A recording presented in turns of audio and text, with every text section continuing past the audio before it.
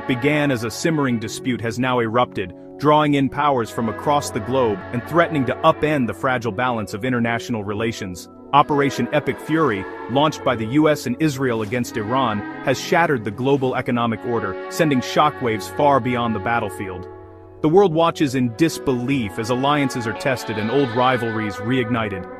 This is no longer a distant conflict. Its impact is felt in fuel prices, market volatility, and job security worldwide. Ordinary people from New York to New Delhi wake up to a new reality of uncertainty and fear. The intricate web of global trade and energy is unraveling, with inflation spiking and recession looming.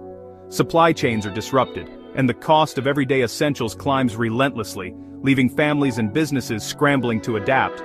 The skies over the Middle East are filled with missiles, but the fallout is economic and political, touching every nation. Leaders scramble to respond, as the world holds its breath, hoping for restraint but preparing for the worst. For India, the stakes are existential. Over 85% of our oil is imported, much of it through the now blockaded Strait of Hormuz. The nation's energy security hangs by a thread, and every day the crisis continues, the risks grow. The ripple effects are immediate, threatening everything from Punjab's fields to Tamil Nadu's factories. Farmers worry about the next harvest, while industries brace for shortages and layoffs. As the nation's economic engine sputters, New Delhi faces a daunting challenge: protect citizens, secure energy, and navigate treacherous diplomacy without being dragged into war. Every decision is fraught with risk, and the margin for error has never been slimmer. The conflict is hybrid, fought with missiles, drones, and economic weapons, making the path to peace perilously narrow. Sanctions, cyber attacks, and propaganda add new layers of complexity to an already volatile situation. Iran's leadership was struck down, but instead of collapse, a new unpredictable phase of violence has begun. The region is now a tinderbox, with every spark threatening to ignite a wider conflagration. The world is hostage to escalating retaliation and the risk of catastrophic miscalculation. Diplomats race against time, but the threat of a larger war looms over every negotiation. The decisions made now will define India's trajectory for the next decade. In these uncertain hours, the nation stands at a crossroads, where every choice will echo for generations to come.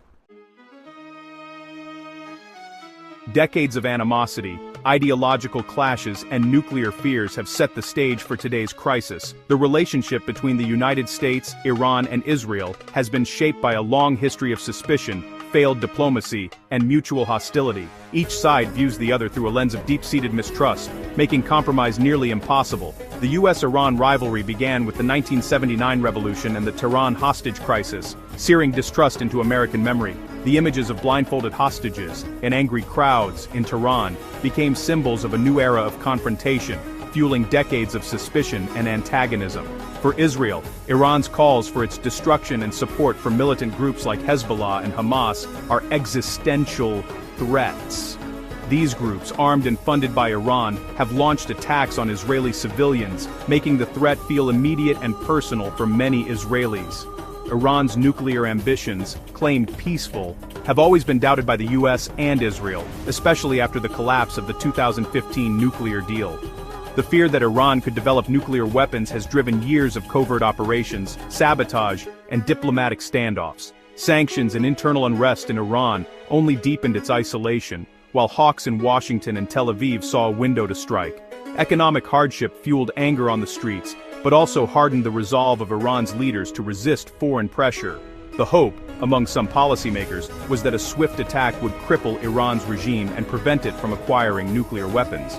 Military planners believed that decisive action could change the balance of power in the region. The reality, however, was far different. Iran's capacity and willingness to retaliate were underestimated. Its missile arsenal and network of regional allies meant that any attack would trigger a wave of violence across the Middle East. The road to war was paved with misjudgments, missed opportunities for dialogue, and a failure to understand the other side's red lines. Now the world is paying the price for decades of failed diplomacy and escalating threats. The conflict is a perfect storm of historical grievances, nuclear fears, and regional power plays. Each new crisis only deepens the cycle of mistrust and violence, making peace seem ever more distant. The result? A war that threatens to engulf the entire region and beyond, with consequences that could reshape the global order for years to come. February 28, 2026, Operation Epic Fury begins with a massive US-Israeli assault on Iran. Airstrikes target nuclear sites, missile factories, and the leadership compound in Tehran, killing Supreme Leader Khamenei and top officials. The goal: paralyze Iran's regime and prevent retaliation. The attack is a gamble, betting on chaos and collapse at the top. Ballistic missile silos, drone plants, and naval bases are destroyed in a relentless campaign.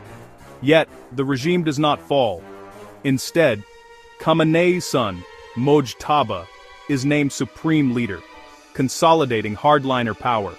Hopes for moderation vanish. The war escalates as Iran's new leadership vows revenge. The initial shock gives way to a bloody, protracted conflict. The world braces for the next phase. Iran's response is swift and furious. Hundreds of missiles and thousands of drones rain down across the Middle East, lighting up the night sky and sending shockwaves through the region. The world watches in disbelief as the scale of the attack becomes clear, with cities from Baghdad to Tel Aviv bracing for impact. U.S. military bases in the Gulf are hit hard, dragging nervous Arab states into the crossfire. Sirens wail as emergency protocols are activated, and governments scramble to protect their citizens and vital infrastructure. Civilian and commercial targets, including data centers, logistics hubs, and power stations, are struck to inflict maximum economic pain. The attacks disrupt communications, halt supply chains, and leave entire neighborhoods in darkness.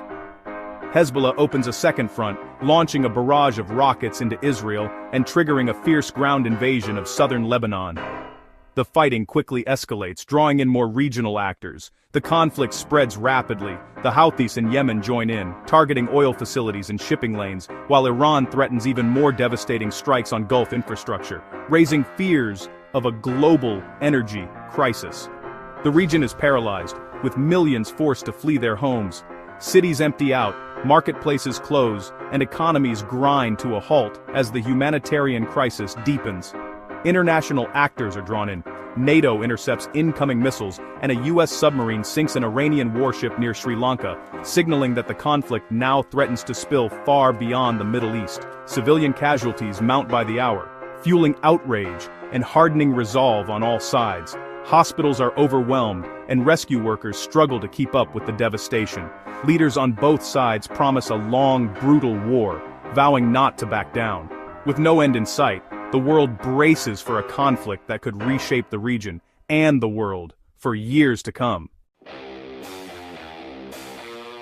Iran's most powerful weapon is geography. Its control of the Strait of Hormuz, the world's energy choke point. In retaliation, Iran blockades the strait with mines, missiles and drones, halting 94% of shipping traffic. Gulf oil exports collapse, creating an unprecedented global supply shock. The UN Security Council is paralyzed. Military action risks wider war. A UK-led coalition demands reopening, but Iran holds the world hostage. Every day the strait remains closed, the global economy edges closer to disaster. The world faces a stark choice: negotiate or risk a catastrophic escalation. The Hormuz blockade triggers an economic tsunami. Oil prices soar past $100 with warnings of $150 or more. Stock markets plunge, inflation surges, and central banks face impossible choices. Soaring fuel costs drive up prices for food, goods, and raw materials, threatening a global recession. Air travel and cargo are disrupted, and fertilizer shortages threaten food security worldwide. The interconnected global economy is fracturing.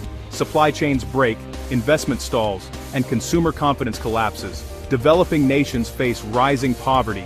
Even wealthy countries feel the squeeze. The dream of post-pandemic recovery is shattered, replaced by stagflation. The missiles in the Middle East are destroying more than buildings. They're wrecking economic stability. The world braces for a prolonged downturn. The crisis is no longer regional, it's global. For India, the crisis is immediate and personal. Our economy is uniquely exposed. With 85–90% of oil imported, mostly from the Middle East, the blockade cuts off our lifeline. Fuel prices spike, hitting every citizen and driving up costs across the economy. Farmers, transporters, and manufacturers all feel the pain, while food inflation looms. The government faces a tough choice: pass costs to consumers or absorb them at huge fiscal cost. the rupee weakens, imports become costlier, and the trade deficit widens. Key sectors, transport, manufacturing, agriculture, are at risk. Millions of Indians in the Gulf face danger. Remittances and livelihoods are threatened. The crisis exposes our vulnerabilities and tests our resilience. India stands at an economic crossroads. India responds with urgency and balance, deploying the Navy to escort oil tankers and tapping strategic reserves. The government accelerates efforts to diversify oil imports, seeking supplies from Russia, the US, Africa, and Latin America. Strategic reserves provide a buffer, but long-term solutions are needed. Diplomatically, India maintains neutrality, calling for dialogue while engaging all sides to protect its interests. High-level contacts with Tehran and Washington aim to secure safe passage and regional stability. India's balancing act preserves its role as a potential mediator and protects long-term interests.